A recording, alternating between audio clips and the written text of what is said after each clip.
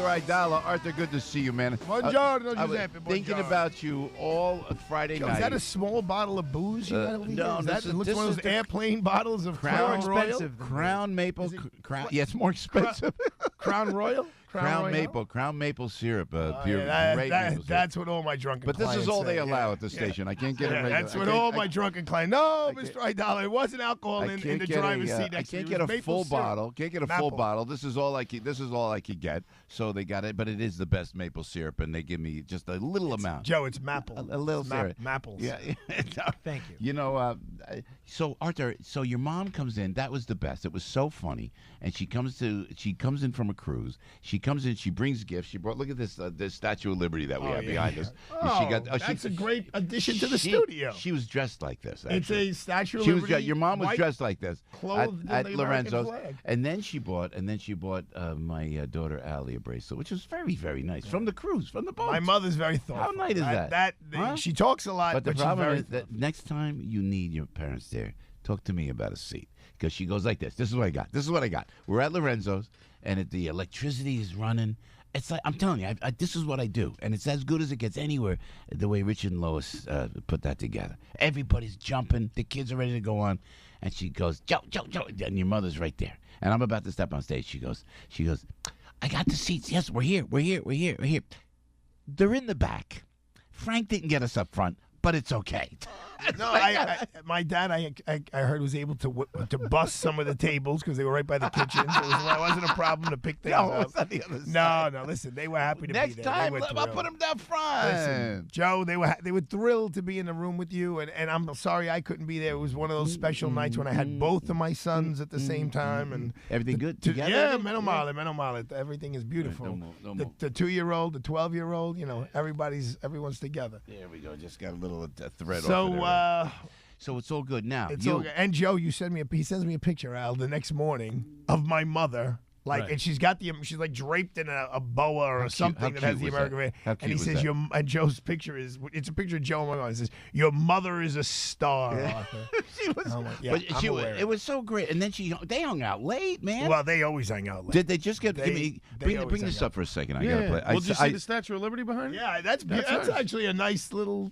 I always save these. This is Arthur's mom, Marianne. I always save my messages. Happy St. Joseph's Day. Oh, that's nice. In Italian, it's Buon Onimastico, and they celebrate that day more than their birthday.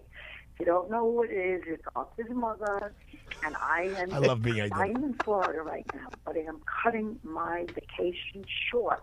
That's true. To be at the Hilton on Friday night. Look at this. You are much loved, much honored, much respected. Okay? Very nice. Happy St. I'll tell you. Joseph's Day. Honored, loved, and respected. I mean, how to make the pasta con lasagna. That is the traditional dish of today. That is. And also, they make some stingy and zeppoli that are special to St. Joseph's Day. All right. See you Friday night. Break a leg, and I hope it's all good. Just the best. I want to see Joe Piscopo Marianne, eating I love you. Thank you. sfinge and zeppoli, I know, which are like 3,000 calories each one, and the pasta San Giuseppe. I had to taste it. Isn't how sweet is that, man? What'd she say? But you're honored. Tell me. Loved and respected. Think about it, Joe. Seriously, all the BS going on in the world. Yeah. When you really look in the rearview mirror and you think about life. Yeah. What do you think about? Your family. That's right. And what do you want your legacy to be? Yeah. You want to be honored, loved, and respected. That's it. I'll tell you, it was. And Joe, you are older, right? I mean, your kids worship you as they should. Gattulo loves you. I don't know about Morano. The verdict's still out of Morano, but Gattulo definitely loves you. The ex-wife came too. My mother gave me the blow by blow. What was the inside line? Arthur, let me ask you about that. Have you ever seen Joe's ex-wife? I said yes, and she's very attractive. So she's not attractive. She's gorgeous. She's beautiful. I go, well, she was the babysitter, right? She was the babysitter. I still don't understand how another woman allows. I don't think my babysitter's listening. I mean, Marianne, my wife, pretty sharp about who she allows in the house. It wasn't the way it sounded, counselor. Kind of. She's very beautiful. Kind of. That's Michael's mother, right? Yeah, that's Michael and Allie's and Olivia's mom. And I said right there because I did. I watch your kid. You're hired. I did this story. I did some jokes on stage, and I said, by the way, that babysitter's here, but she just blessed me. So we were together 17 years. Blessed me with the 3 of the most beautiful children in the world. For that's what it's those about. listeners who weren't able to be at the Hilton, Joe's former wife is tall, blonde, statuesque. Surprise. What a And surprise. she's just striking. I mean, she stands out that's in Mo, the room. right? Isn't that Frank? Mo? No, that's Kimberly. But so I'll tell you, we had a call one time. Arthur, Am I right? who said to me No, but am I right?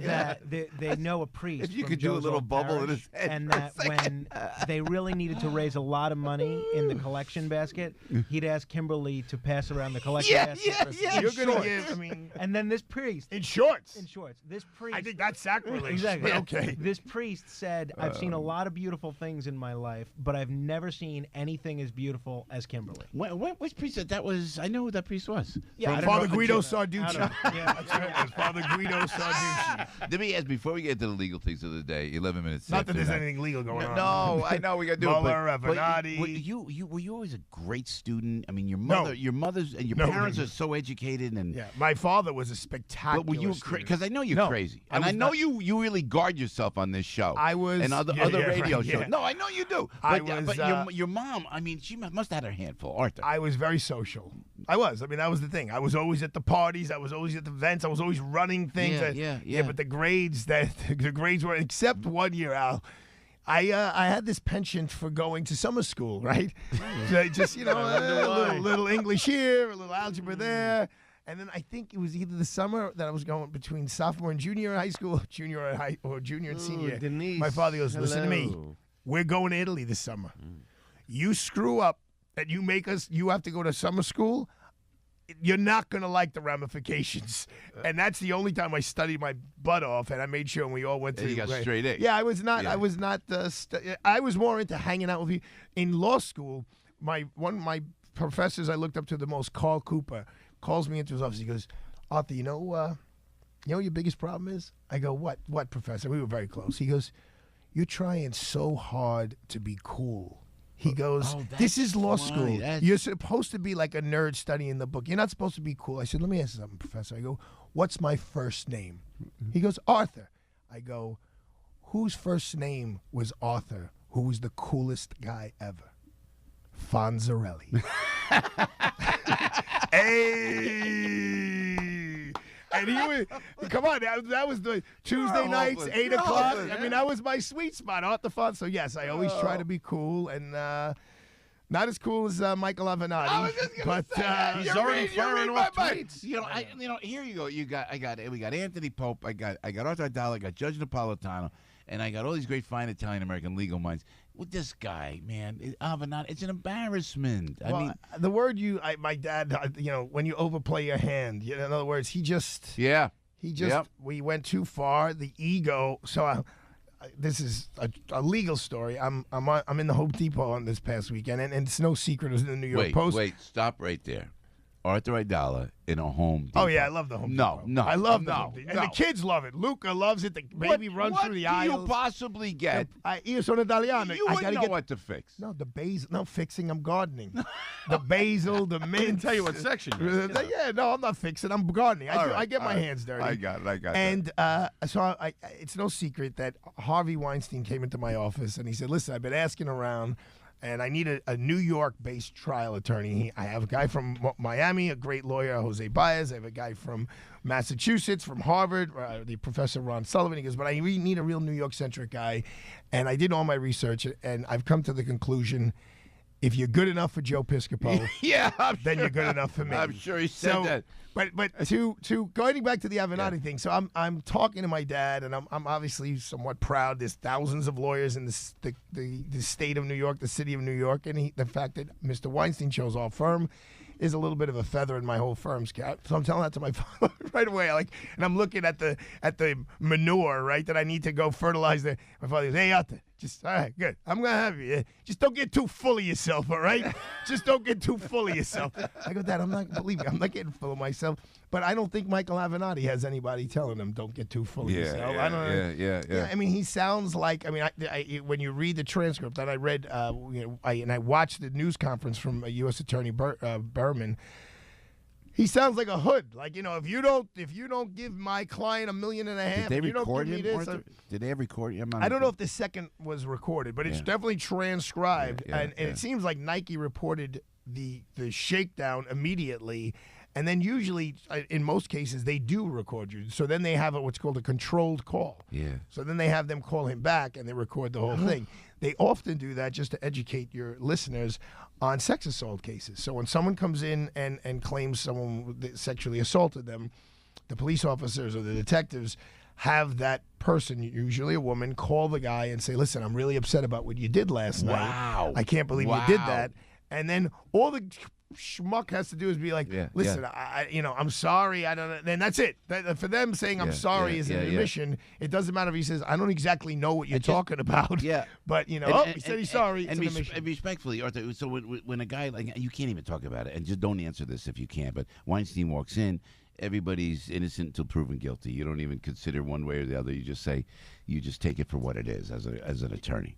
It was funny because last night I was very lucky. I had dinner with Shepard Smith, and who's actually a fan of Joe Piscopo. Shep, he's always so nice to me, Shep. Yeah, no, he says, he goes, I know he leans to the right, but, he plays it down the middle. He goes, unlike a lot of the guys on the radio, he gives both sides an ear. Yeah, give him my best, please. I did say that the difference between being a prosecutor and a criminal defense attorney was, and we were talking about the Mueller report to some degree, is one of the, and people are going to think this is weird, but one of the highlights of being a prosecutor was when I was able to dismiss a case.